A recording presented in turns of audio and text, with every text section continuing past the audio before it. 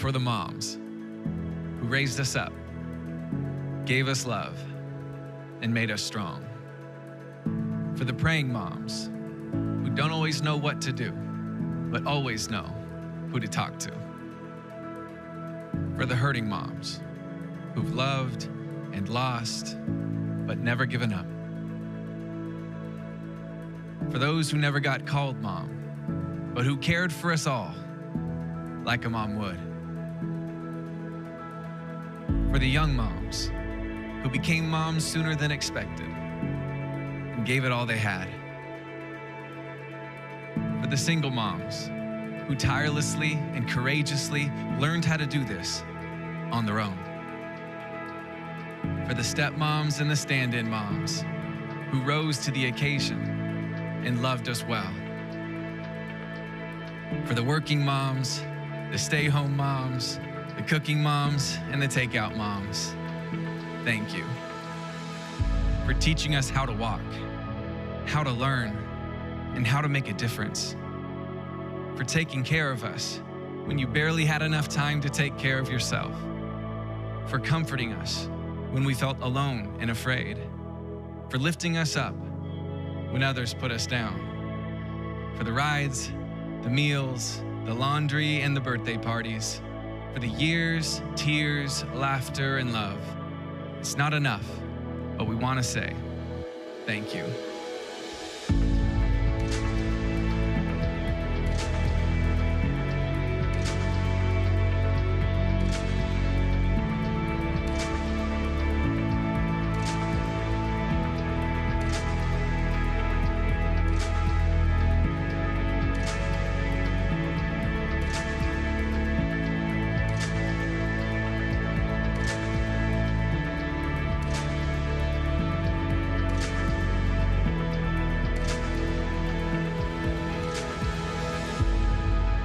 Thank you for doing for us what we could never do for ourselves.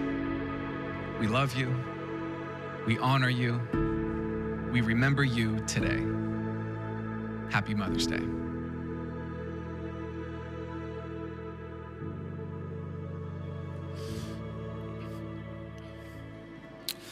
Well, good morning, everybody, and happy Mother's Day. My name is Matt Braun, and to all the moms and the women in our church that are here and online, I don't think it could be said better than we love you, we honor you, we remember our moms that have gone ahead of us to be with the Lord. Now, I need to introduce someone to you that you probably don't know. This is Shelly Place. Shelly is a friend of mine, and this is her husband, Rob. And Shelly and Rob, we're talking about Shelly today, has been at our church since the beginning, which is about 18 and a half years ago, which means she put up with my preaching for 18 and a half years. She should be honored just for that this morning. But here's what you need to know about Shelly. Shelly is a teacher in the Van Wert City School Systems. What grade are you guys? What do you teach? Kindergarten. She has worked in Upstreet, I think, for years and years and years since the beginning, essentially, which is incredible. And Upstreet is our elementary age environment. And she has 4 children of her own, 1 grandson, and 1 on the way. So she is the embodiment of a mom. And the reason I wanted Shelly to come up is her faithfulness. Shelly, not her, your faithfulness to the students you serve at school. Don't be emotional, because I'll be emotional. The students you served at school, the way you love our students here. And you just need to know this. Shelly pours her life into your kids in Upstreet. And here's what we know. We all need help raising kids. And she's been back in that part of the building for so many years, helping you raise your kids, doing her little part to support you all. And to love her kids, grandkids, and be a wife to Rob. And I'm gonna say something that's a little fragile, but I wanna say it. In the last year and a half, 2 years, Shelly has gone through a journey with her health that has been very intense, taxing, and probably scary. I don't know if in that journey she has missed one Sunday that I know of, so I'm just gonna say it, to be with your elementary age kids in our church. And that kind of dedication represents moms in the best kind of way. And I just want to say thank you for you because you represent your life, but you also represent an incredible group of moms and women out there and online. And so to honor you, and I wish I could do this for everyone, but we can't afford to do this for everyone, we have gotten you a gift certificate to get an hour massage at a professional masseuse. Yes, that's a great one, isn't it? Now, here's what you need to know. In run through this morning early, I said, we're gonna give you a massage, and the ladies on stage said, don't say that, that's really weird. So we're not giving you a massage, we're giving you a professional massage, and we got a bunch of gift cards to Dairy Queen, McDonald's, Domino's, because we know you have kids and grandkids you still need to feed along the way. Thanks for being a great mom to your kids and the kids in our church. Love you. Yep. Yeah. Bless you guys. What I love about Shelly is the last person in the world that wants to be on stage in the bright lights is Shelly. In fact, she said, I'm gonna get you for this. I think that's what she said. But here's the thing, I really wish we could do that for every mom in the room, but we just can't. So enjoy your little plant we gave you on the way in. That's the best we got, and that's pretty cool. Hopefully it grows into something really beautiful. And I hope moms, whether you have your own kids or you've mommed other kids along the way, that you just feel honored, loved, and remembered. And for those of you that feel a little dinged in your heart because your mom's not around, I just want to celebrate the moms that came before us. This morning we have a really special service. We're going to sing a couple songs, and then you're going to get to see a baptism. Nikki Adams was baptized in first service last week, and we're going to re-show her video, so you get to celebrate that big. And then I'm starting a brand new series called Check Your Heart, and we're just so thrilled that you're with us for Mother's Day. Let's stand and let's sing our first song together.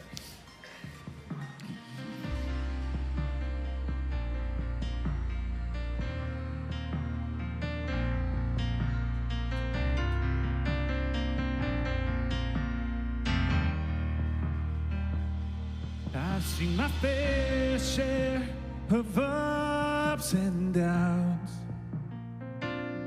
I've walked some hard miles on shaky ground. But from the place that I am standing now, it's clear to see that you were right there. All you ever been, all you ever will be, all you ever are is faithful, faithful. At least 1,000,000 times I've seen it with my own eyes. All you ever been is faithful, faithful.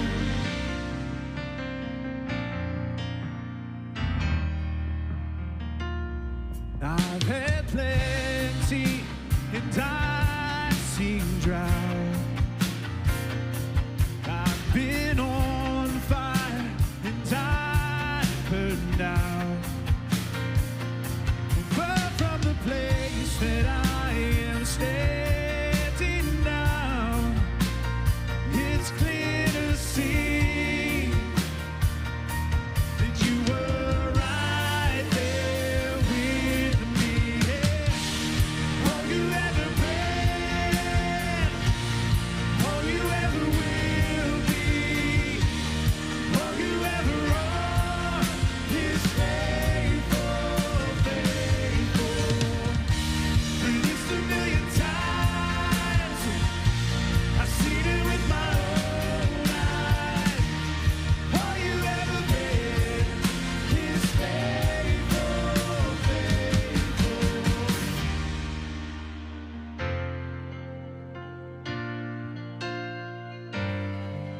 As sure as the sun's coming up every morning, I'm sure of the promise my Father is for me. His grace, His kindness, His favor keep coming. What a faithful, faithful God. As sure as the sun, as sure as the sun's coming up every morning.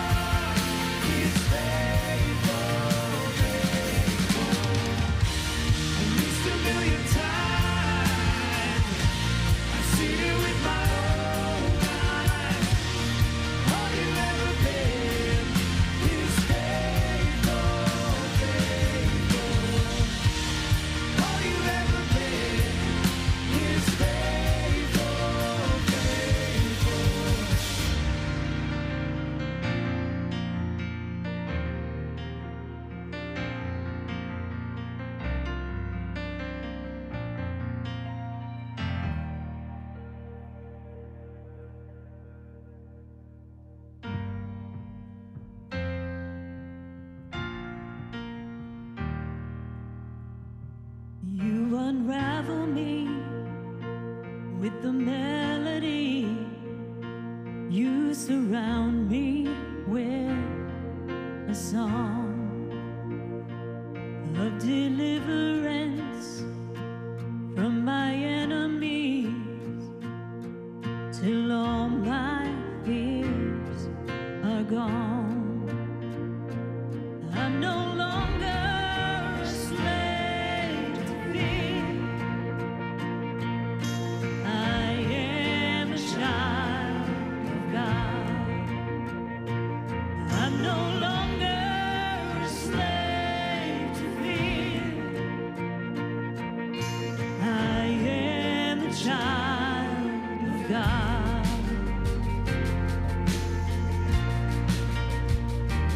From my mother's womb, you have chosen me. Love has called my name. I've been born again into a family. Your blood flows through my veins. I'm no longer a slave to fear. I am a child of God. I'm no longer a slave to fear. I am a child of God. I'm no longer a slave to fear. I am a child of God. I'm no longer a slave to fear, for I am a child of God.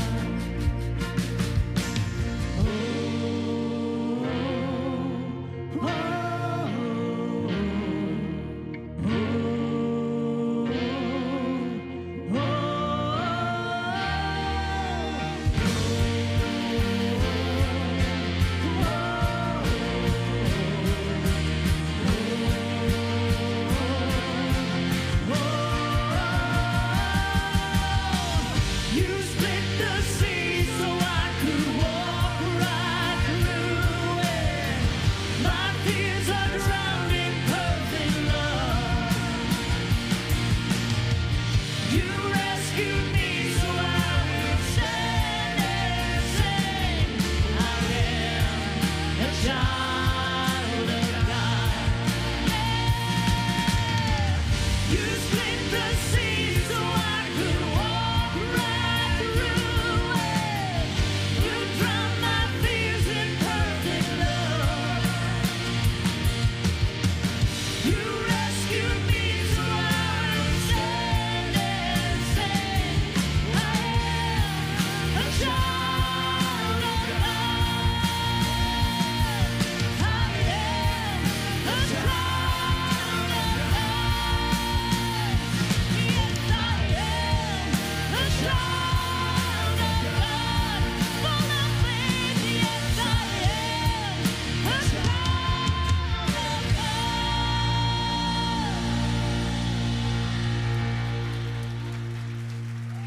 Yeah. We're so grateful for a God, a Heavenly Father who loves us so much, calls us his children. Thanks for singing with us. You guys can take your seats. And like Matt said just a little bit ago, Nikki got baptized last week, and we wanted you to hear her story and watch her get baptized and celebrate with her. So check it out.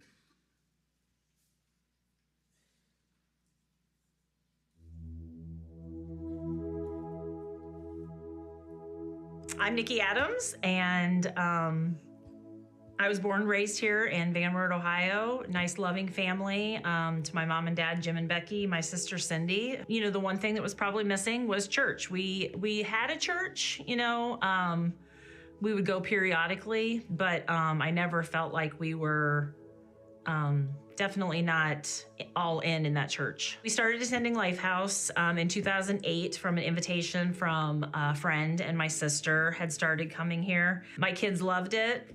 of course, that's what kept us coming back. And we started serving. The kids started, attending all of the events and services, and we started serving at that point. And we have been kind of in since then. We had some things come up that we really leaned into God. In 2020, Landon had to have a surgery on his back, a spinal fusion, which was a 10-hour surgery. And that was one of the times where first times as a family that we really had to lean into our faith to have God help us get through that time. Then again, in 2021, my dad had a medical emergency that landed him in the hospital for several months, and we were really unsure about the future for him. And so we really had to take some time to ask God to be with us. My faith journey continued to grow as we, were more plugged into the church. I used to think I had a boring story because I didn't have an aha moment that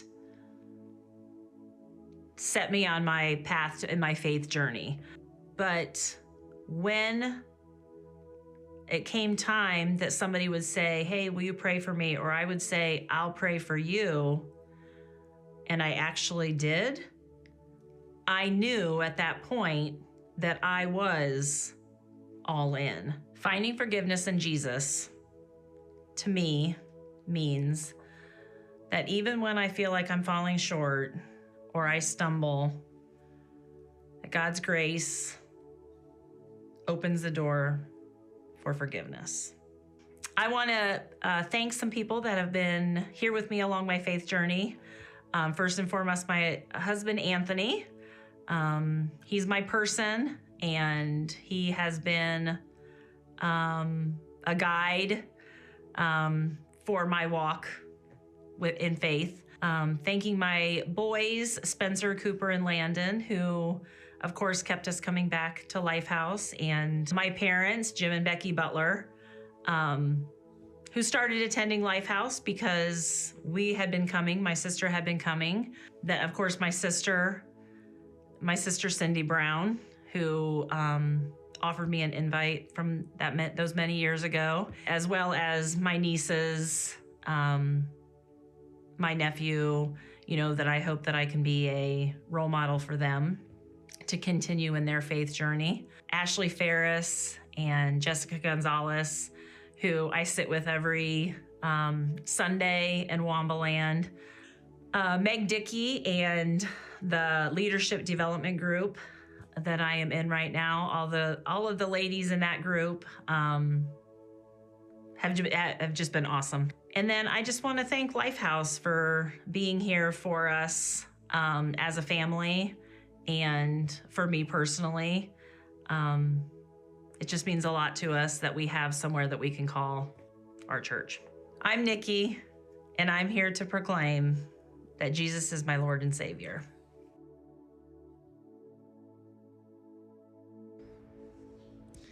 Nikki, it has been such a joy getting to know you and serve alongside you in Wambaland all these years. And as you share your story, I think of the word faithfulness comes to my mind as you share about the hard with the health concerns of your family and the unknown of what that will be. And you chose to trust God and have faith through it all. And I watch you every Sunday morning, the way that you have faith and lead your team of volunteers to help them feel loved and known so that they can help the littlest of our kids feel loved and known. It's so encouraging. And not only that, but I have seen your faith grow outside the walls of this church and in the community where you live and you work. And I've seen the intentionality that you have with those relationships, the way that you love and support and point those around you to Jesus. And it is because your declaration of faith today that it is my honor and my privilege to baptize you in the name of the Father who loves you, the Son who died for you, and the Spirit who so evidently lives in you.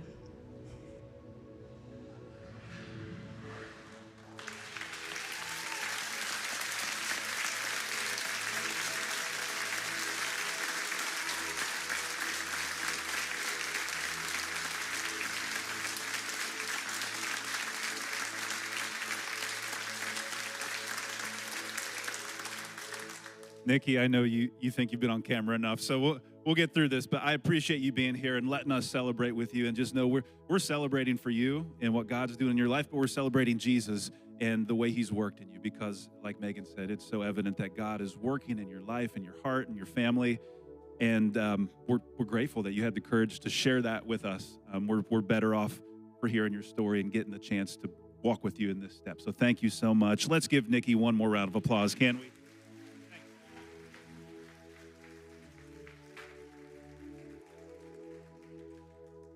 If you are new to church or new to faith, what Nikki did by getting baptized is a step of faith that has been practiced by Jesus followers for years and years and centuries, thousands-year-old tradition, and Nikki got to be a part of that. And if you're here and you have put your trust in Jesus and you've never taken the step to get baptized, can I just invite you to consider that? Can I invite you to consider sharing your story? Because maybe you're like Nikki and you would say, I'm not sure I really have a story. And in fact, that's kind of my own story as well. But we want you to know that you do have a story. Every single person, every single one of you has a story that is worth hearing and worth telling. And we'd love to help you take that step. Man, we have a thing called Baptism Q&A that's happening Tuesday. We want to make it really simple for you to consider baptism. And Baptism Q&A is happening Tuesday at 5:30 right here at the church. It's a short 45-minute session on questions that we get about baptism, because I'm sure you've got them. We want to answer those and make this process easy for you. You can show up to Baptism Q&A on Tuesday and not follow through and get baptized. We just want you to leave with the information to say, hey, is this a good next step? And if you are a Jesus follower, I would encourage you to take that step and show up to Baptism Q&A. If you want to just let us know that you're interested in baptism, like I said, we've been helping people take that step for 18 years since the church has been in existence. And every single time that somebody's been baptized, they've said, I'm so glad that I did this. And so if you do take that step, we think you'll be really glad you did. And the other thing is, if you're here and if you give financially to this mission at LifeHouse, we want you to know that what you give towards is that. You give towards people like Nikki having an opportunity to get in a group with other people and to serve and to be a part of this and take steps in her own faith. You give towards kids and students and other adults that meet Jesus and grow because of it, and their lives are better. And so I just want to thank those of you who do give. And if you call LifeHouse home, and you've never taken that step to be a part of the mission in that way, to give, I want to invite you to do that. If you're new here, we're not asking you to give today, but if you call this place home and you've seen it impact yourself or your family or other people around you, I want to invite you to do that. It's really simple to give. The easiest way is on our app. You can set up a recurring donation schedule. That's what my wife and I do, so that when we're gone, our gifts continue, because giving is the jet fuel in this engine, and we need fuel to keep seeing things happen around here. So if you give, I want to thank you so much for the way that you're helping this mission move forward, because it's about Jesus and seeing him work in people's lives. So thank you so much. We're going to keep going with the rest of our service now. I'm going to turn things back over to our lead pastor, Matt Braun, for today's message.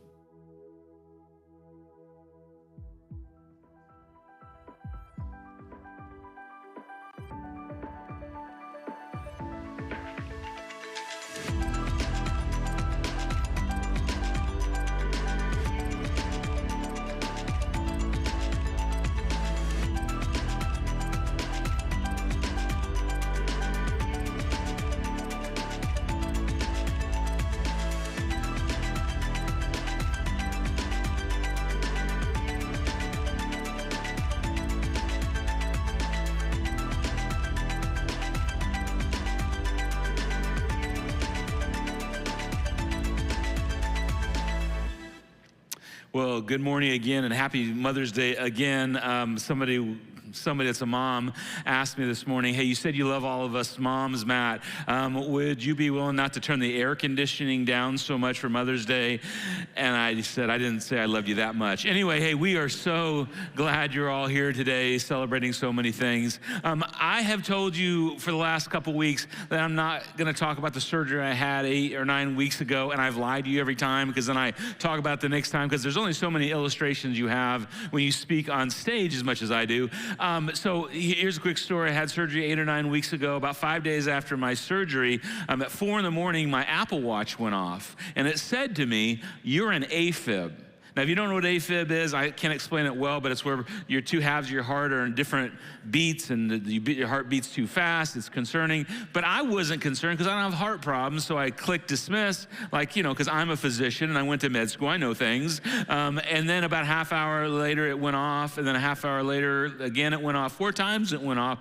Till I finally said to my wife, Tina, I think maybe we need to go see the doctor. So, of course, we went to the family physicians here in town. They did a great job. But, yeah, sure enough, I was an AFib, and they sent me right to the emergency room. Now, when you have a knee problem or a shoulder problem, you know this, it can be really hard to get in to see anybody to get those things looked at and then eventually fixed. But when you have a heart issue, man, they're on their game immediately. It's a really big deal. And so because I had AFib, I had to, this is a well-worn path, I had to have electrocardiogram, which I'm not even sure what that is, but I had to have that. And then I also had to have an echocardiogram, which I can't explain that. And then I ultimately, a couple days or weeks later, had to have a nuclear stress test. Now, this is the one that concerned me because, what does this mean? And they said, we're going to find the gamma rays in your body. And I didn't know if they were going to give me gamma rays or take gamma rays out.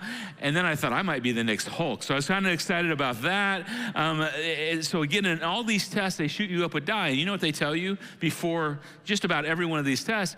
You might pee your pants. That's what they told me. And I'm like, oh, great. That's all I need. That didn't happen, so do not be concerned about this. I got through all of these and was cleared for heart issues. I had that one little incident. It's because of all the pain and whatever from the surgery, all the intenseness of it. But I'm totally fine. And I need you to know, listen to me. I'm fine, so I don't need to be asked by 100 people, is my heart okay? Listen to me, I'm fine. That'll help me out if you don't ask me that today. But I got to thinking about this. The intensity when you have a heart issue of doing, the exams and the tests and making sure your heart is okay and monitoring your physical heart. How do we do when it comes to monitoring our emotional heart or our spiritual heart, or what some people call our soul? How do we do with that? How are you doing with that? There was a guy named Solomon. We're told he was the wisest man in his time to walk on the planet. This is what Solomon said in a book he wrote called Proverbs. He says, above all else. Now just think about that language. Even if you're not sure you believe in God, I want you to think about this really wise man that said, above everything else, guard your heart, for everything you do flows from it. In your translation of the scriptures, it might say it's the wellspring of life. And Solomon is making a point that what's this thing in our soul is where everything flows out of. Every thought, every action, all the words we say, it affects every part of our lives. And if one part of our soul, our wellspring of life, is contaminated, well, you know this, it's like contaminating a stream upriver. Everything downriver gets contaminated also, because the heart is the command center of our lives. Now, in modern time, you step out of the faith world for a minute, we call heart issues internal dissonance. This is a psychological term. I'm not a psychologist, but this is what happens when your soul, your emotions are all upside down. And you may see this, and people may see this in yourself as, being super defensive about certain things. People ask you, hey, what about that thing you said or did? And no, you're so defensive. It might be the reason you deny things, and people pointed stuff out and you just deny. It's why you overreact in situations. Maybe you underreact. This is what we know, that heart issues are internal dissonance. It impedes our growth relationally, spiritually, emotionally. And so to monitor our emotional heart is a huge thing. Because remember what Solomon said. Just to go back, above all else, guard your heart, for everything you do flows from it. This is at the core of who we are in our souls. It's vital. And so in this series over the next couple weeks, I just want to talk about 3 indicators that we can pay attention to see how our heart is. Because if you go in for a physical heart issue, man, they're going to hook you up to every machine there is in the world. But what do we do when it comes to our spiritual hearts, our emotional hearts? And how do we have a rhythm of guarding our hearts? So to get there this morning, I want to start out with a little rhyme that most of you heard, especially if you're a little bit older, as a child. And it goes like this: sticks and stones may break my bones. And you can finish it with me. But words will never hurt me. Now, here's what I know. Whoever came up with this was well-meaning. It might have been a parent, it might have been a coach or a teacher, that some young person was being bullied, and they weren't sure what else to do, so they came up with this idea of sticks and stones may break your bones. Words won't hurt you. But then maybe you found out, wait a minute, no, they do hurt you. In fact, they can break your soul. And what we find out when we open up the scriptures clearly point that out. Because you had a parent that you respected, and maybe your dad said one thing to you, and that one thing you still remember, or maybe he said it every day of your life and it's just locked in your soul, or a coach you respected, or a boss, or an ex-husband or ex-wife, they lied to you and it broke your soul. And just to get ahead of this, if you're a man in the room, and ladies, I'm just assuming you're smarter than us men in this area, if you're a man in the room or man online, you might be going, oh, Matt, come on. Let's not talk about this soft launch, emotional, how do you deal with your soul thing. It just feels so mushy. And I'm just telling you guys, there's people around you in your life that may be hoping you listen to what I'm about to say and ultimately what Jesus says about this. And it might be the hardest thing you ever do in your life. Because for men and women, students and children, the truth about this phrase is sticks and stones may break your bones, but words can really hurt you. Again, it was a dad, it was a coach, it was an ex-spouse, that they just wounded you. And you have lived with a little bit of paralyzation in your soul for a lot of years, and maybe you don't even know about it, but people around you do. It's so interesting because Solomon talked a lot about this, that when it just comes to the words that we say, he would go on to say, swords thrust or healing when it comes to your words. You can be a sword that cuts like a knife through the heart of people, or you can be healing with your words. Solomon would also say, turn away wrath or stir up anger. That's what words can do. Can you imagine a world where our words turned away wrath, as opposed to stir up just more anger in a world that's already so angry? This last one is my favorite. When it comes to words, they have the power of life and death. So if the question is, does your heart really matter? And Solomon's like, it absolutely matters. What makes all the difference? How do you monitor your heart? Because we all have gotten dinged along the way with words people have said. Now, when I was a really young pastor, I was at a different church than LifeHouse. I was trying to be a lead pastor. And we lived in a parsonage. And a parsonage is just this, a house that's paid for by the church the pastor lives in. Pro tip, they give you that so they don't have to pay you very much money, but that's a whole different subject along the way. And so we moved into this parsonage. We had 2 little kids, and there's a gigantic garden in the backyard from the previous pastor's wife. Well, Tina and I, we're not gardeners.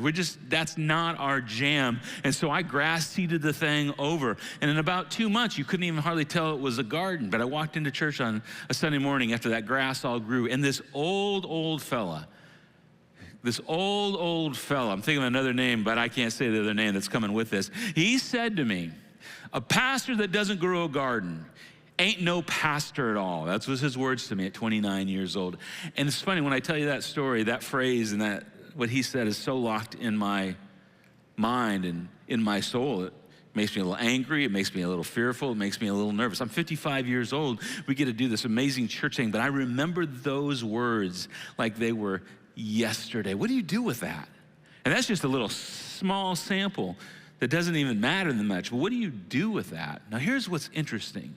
Jesus knew this would be an issue for human beings, and so he addressed it. He has this awkward conversation with a group of religious leaders called the Pharisees. If you come here very often, you probably have heard me talk about Pharisees. If you're new, Pharisees were religious leaders in the Jewish law system.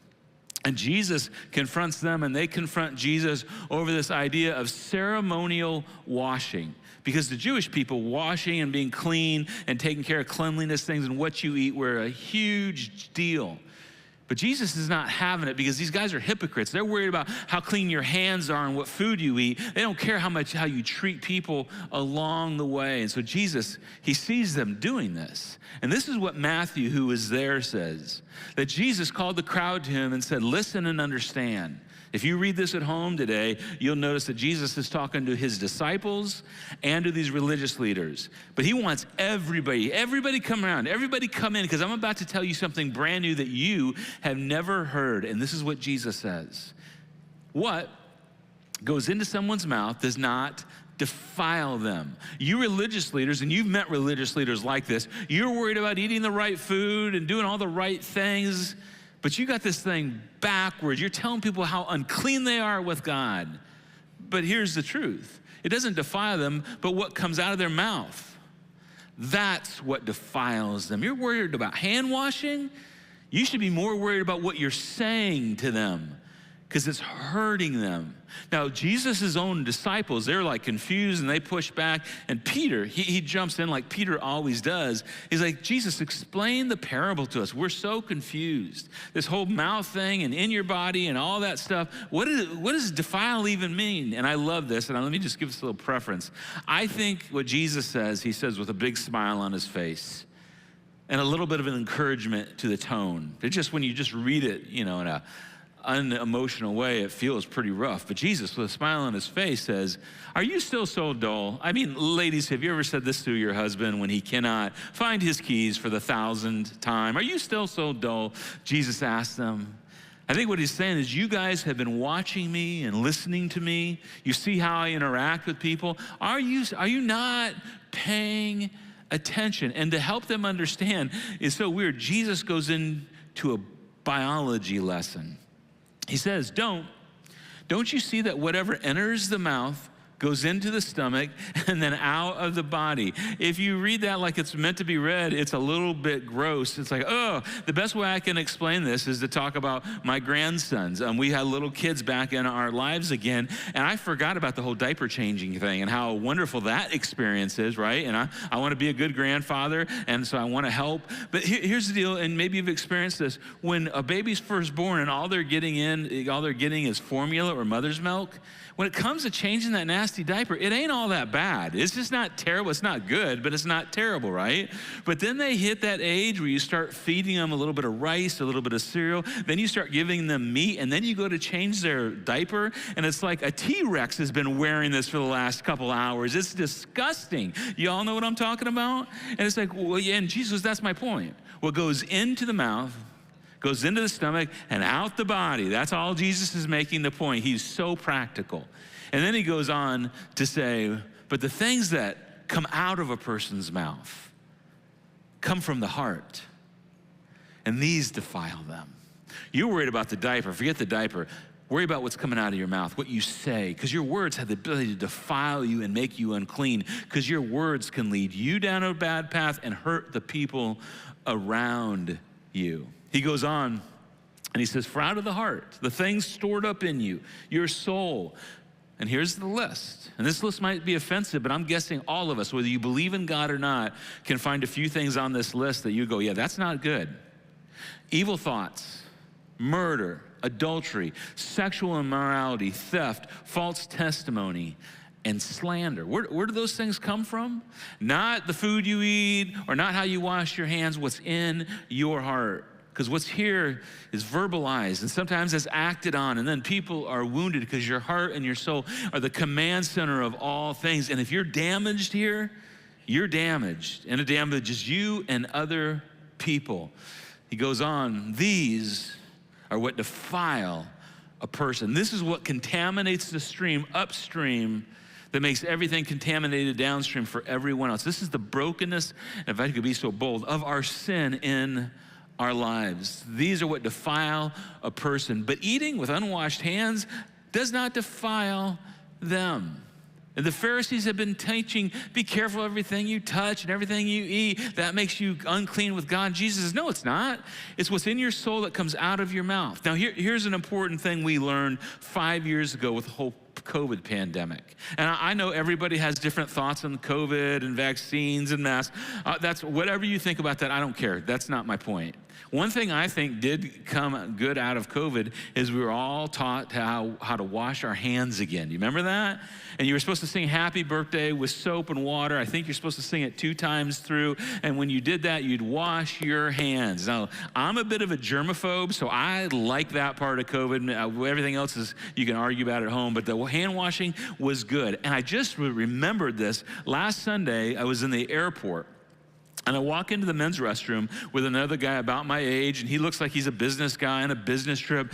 And you know, there's that awkward thing at the urinal, whatever, right? And so he flushes the thing with the handle that everyone else has touched, you know, like 1,000 people have touched. And then he walks out of the bathroom, right past the sinks and soap, and does not wash his hands. So I decide I want to see where he's going. He walks into the Starbucks, orders a coffee, and then touches all the creamers with his pee-pee hands. I'm like, oh, dude.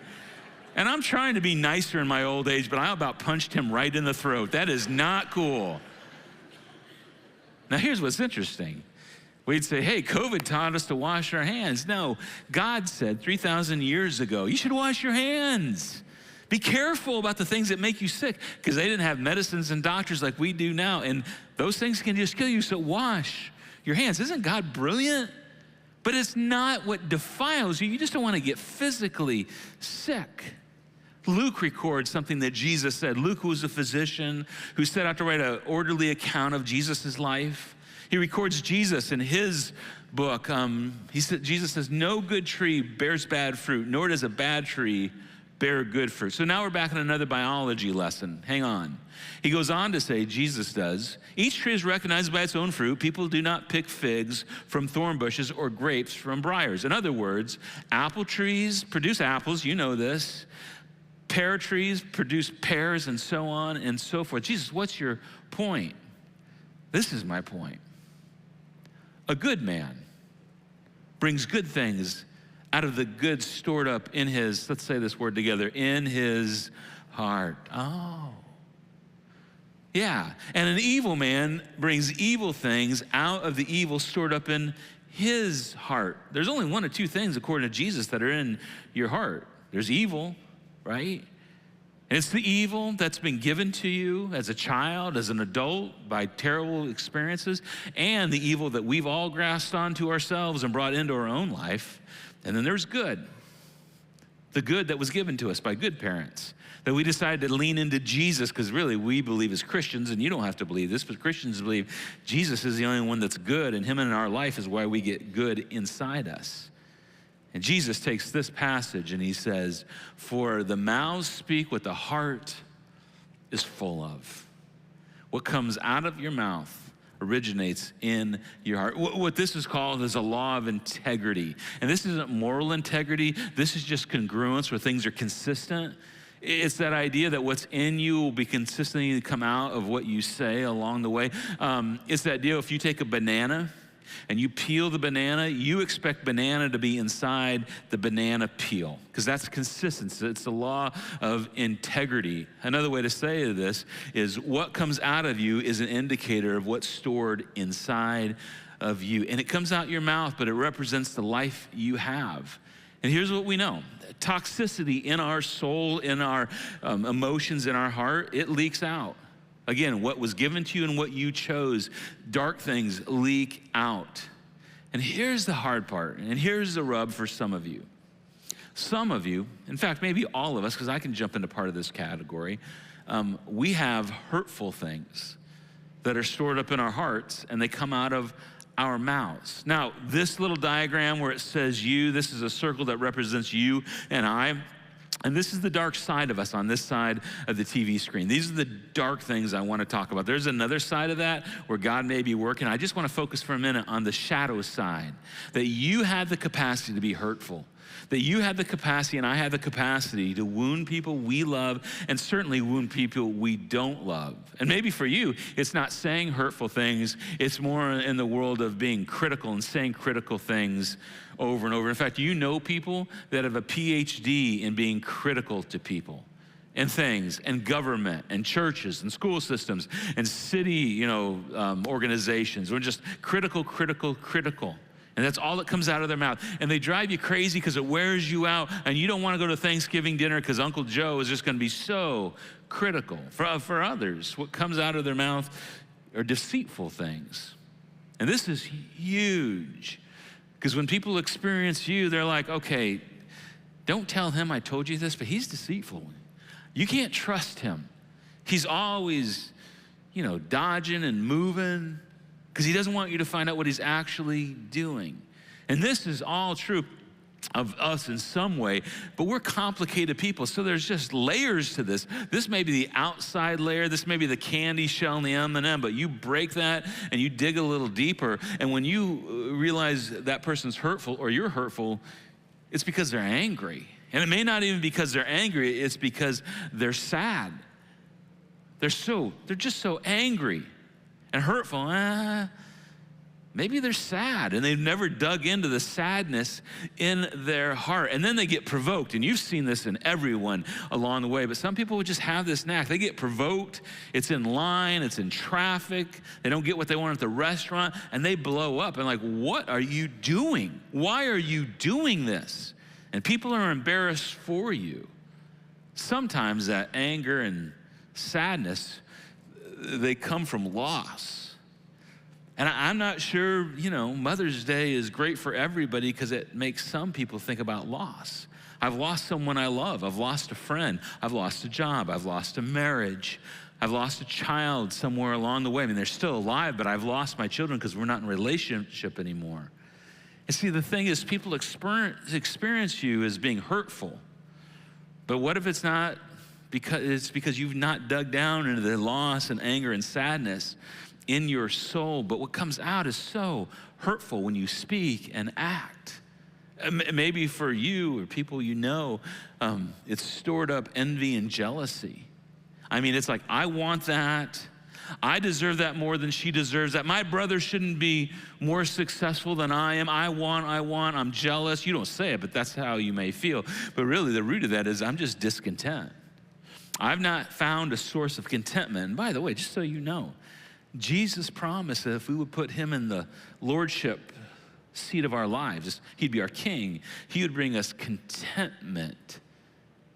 But I'm just critical. No, you're jealous and you're envious and you're discontent. The deceitful part, maybe it's deceit, but maybe it's shame and guilt. I'm deceiving you because I'm ashamed of my life. Things I've done in secret, things that people know about, I feel all this guilt and all this shame. And just so you know, the difference between shame and guilt is that guilt causes me to go, you know what, I've done some things wrong. Shame says you're just wrong as a person. And those are two very unhealthy differences in that. But shame and guilt, they cause us to cover up and hide because we're fearful. What if they find out? What if my wife finds out what I did? Or am I thinking about doing? And I debated saying the next thing I'm about to say all weekend, but I decided to say it anyway because I usually do. I wondered if we would have dug this out. Oh, back up a minute, guys. I wondered for guys that do what I do, pastors, priests, ministers, leaders in the church that aren't paid to do it, church people in general. I wondered if we decided to dig the fear out of our heart and soul. Early on, when we started thinking about some things that are pretty ugly, if some pastors and priests and church leaders wouldn't do some of the ugly, ugly, ugly things that they've done. But what if fear, guilt, and shame caused us to do something that hurt people? And it's hurt the church and it's hurt the kingdom of God. These are why words are so important. This is why you've been at a ball game and you've watched parents absolutely lose their mind with 8-year-olds playing baseball over a call that the ref made or a coach made. And you're like, dude, what are you doing? And you thought to yourself, can you see yourself? Can you hear yourself? It's why when people put stuff on Facebook that's so ridiculous, you really want to call them up and go, can you see what you're saying on Facebook? It's embarrassing. Forget about everybody else. You're embarrassing you. And you know this because what comes out of you is an indicator of what's stored inside of you. It wasn't by chance she or he said that. It's stuff that's in your heart. That's why you got to monitor your words so you can monitor your heart when it's critical, deceitful, or hurtful things. I would just suggest, if this is important to you, which I hope it is, you become curious and you keep asking yourself when things pop out, hey, what am I storing in my heart? And here's a courageous move that I would suggest you do. Ask somebody else you can trust, that has integrity, that you respect, that you see them living their lives in a direction that you would like to live your life in. Hey, do you see something that's coming out of me that is a little ugly or toxic or nasty? And I don't want to just chalk it up to I'm tired or I'm hungry or traffic was bad. I want to try and connect the dots to what's coming out of my mouth and my actions to what's happened to me in my past and my heart, the deep things. And I want to root that out. If you've ever gone to counseling, and I go to counseling, I go to a Jesus-centered counselor, which I would suggest you do if you go to counseling. That's just my suggestion. When I'm talking to my counselor, she'll say, hey, you ought to pay attention to that. I'll say something and she'll say, you ought to pay attention to that. You ought to pay attention to that. Because she can see something that I can't see. You should pay attention to that, because when you pay attention to that, you start to see the heart issues, the internal dissidence. You see the things that are coming out of you that are hurtful, but maybe it's centered more around loss or sadness. You start to see criticalness in your life, but it's because really at the root of your heart, you're just discontent because you haven't let God possibly be enough. You see the deceitfulness, but really you're just afraid that people are going to find out what you don't want them to find out. And root that out. Years ago at LifeHouse, I don't let this happen very often, just so you know, but I was speaking about 3 or 4 weeks about sexual integrity at our church. And I would said some goofy, fun stuff along the way, which if you hang around here, I just say some stuff sometimes because it entertains me if no one else. And after one of the services, a person came up to me and just lay waste to what I had said in the service. She was ticked and she let me know it. And like I said, usually I don't let people talk to me that way, but I'm like, okay, I'm just gonna listen, because something weird is going on here. I don't know why you're overreacting to the level you're overreacting about this right now. And I asked some other people, hey, what'd you think about what I said? And, yeah, it was fine, but it just lit her up. And about a month later, it kind of came out, she kind of had to confess that she was living in a relationship that was outside the context of her marriage, a sinful relationship, if you will. And I'm like, oh, that's where that thing came out of. Because what's on the inside comes out somehow.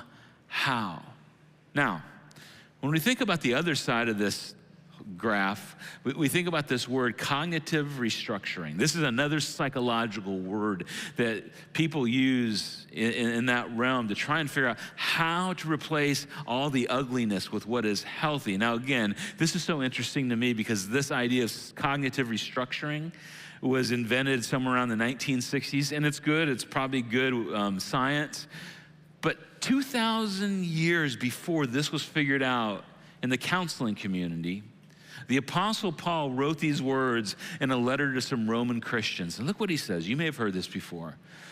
Don't copy the behavior and the customs of this world, but let God transform you into a new person by changing the way you, and I love this so much, the way you think. Another version is by renewing your minds. Paul said there's a way to be free, but to be free, you have to be transformed, which is the same thing as cognitive restructuring. You see things the right way, and things change as you go forward. The stuff lodged in your heart that you've looked like is, hey, that's okay in my heart.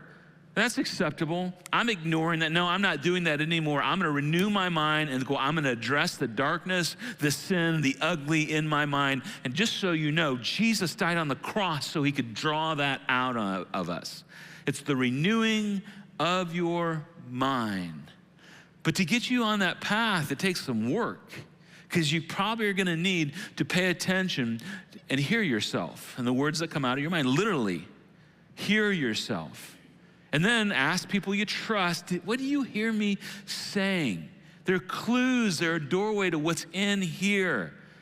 It's so interesting for me when I hear people, they come into my office and they're like, hey, we're in trouble marriage-wise. Well, tell me why you're in trouble marriage-wise. And the rhetoric when people are ready to give up on a marriage, well, she does this and this and this and this, and it's 100 things. Do you hear yourself? What are you doing wrong? Well, I don't put the toilet seat down. I guess that's my big issue. Really? That's all there is. It's all her fault. Will you pay attention? When I see people who love our church, but don't want to give to our church or serve at our church or invite people, they just want to come and take in the show, I go, listen, do you hear yourself when you say, I don't have time, I don't have money, I don't have whatever? You're just making excuses. You need to hear yourself. Do you hear yourself the way you talk to your children and your spouse? And as you hear yourself, hear your own words, would you be willing to look inside and deal with your feelings? And I know this feels mushy, but men and women, our feelings betray us all the time. And our feelings are connected to our words. There's this thing called the feeling wheel that maybe you say, well, I'm just frustrated, I'm just frustrated, I'm just frustrated. The word frustration is linked in the feeling wheel to anger. You're not frustrated, you're angry. So God, I got all this junk of feelings in me, of vengeance and unforgiveness and bitterness, and the list just goes on. And you can have, a little bit of it, or you can have a whole lot of it. I'm paying attention because I want to see if there's some yuck in there. And then ultimately let God restore you, renewing your mind and your thoughts. Here's a beautiful way to do this. Open your Bibles up to Matthew chapter 5, 6, and 7. It's where Jesus does the Sermon on the Mount. And it's brutal because he talks about how to live a perfect life. But it is a life of beauty and honoring other people and honoring God. And every time I read Matthew 5, 6, and 7, I just think that's beautiful. And I'm not sure all that's in me. So God, I want to forgive. I want to pray for my enemies. If you're a person that I hope they just get what's coming to them. I hope they get what they deserve. And you read Jesus saying, no, I want you to pray for your enemies. I want you to lay down your life for people that are hard to love along the way. It starts to renew my mind and renew my soul. But here's a warning. Heart work, and this is what this is. Heart work is hard work. It's painful because sometimes I got to look at the worst parts of me and let God change that. But you owe it to yourself, and you owe it to the people you love. And on this Mother's Day, I can't think of a better gift to give your mom or your wife, your grandma, than to say, I'm going to start working on my heart. Because above all else, guard your heart, for everything you do flows from it. So to wrap up this day together, I want to talk about my dad. I want to talk about my mom really quick. My dad was the greatest man I've ever met. You've heard me say that. My dad was raised in a family where they were alcoholics, in their own way abusive, unfaithful. His parents were to each other in their marriage. The short story is my grandfather shot a gun at my grandmother. She ran out the door. And my dad grew up in that, with a heart full of yuck, a heart full of toxicity, because that's all he knew growing up. When he was 20 years old, he gave his life to Jesus in college at a church that somebody invited him to. It's why you got to keep inviting people to church. He gave his life to Jesus, and then he met my mom. My mom, on the other hand, was raised in a household where her parents loved her intensely and loved each other, loved Jesus, and modeled that kind of love. They were not perfect. My dad and my mom had heart work to do. But I tell you that because when my dad met Jesus, he saw a way to live differently, to renew his mind around who his king was. Jesus was the most important person in my dad's life. The second most important person was my mom. Because every day of my life, my mom showed my dad how to love and how to talk and how to get your emotions out and how to identify what's wrong. And together they created this beautiful life. My dad, who should have been a disaster, and my mom, who lived with Jesus a life that was life-giving. And if you're my mom, be a life giver. If your life looks like her life, be a life giver to other people. But if you're like my dad was growing up, Be somebody that does the hard heart work of going, all right, what's inside of me? Because I love my kids too much, and I love my future grandkids too much, and I love my king too much to remain in a place of toxicity, of hurtful and deceitful and critical.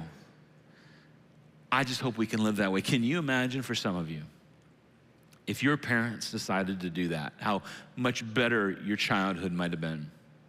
Can you imagine whether you're 15, 55, or 85, if you just decided, whatever time I have left, I want you to imagine this. I'm gonna live a life where I just dig out that stuff in me that is just not what God wants.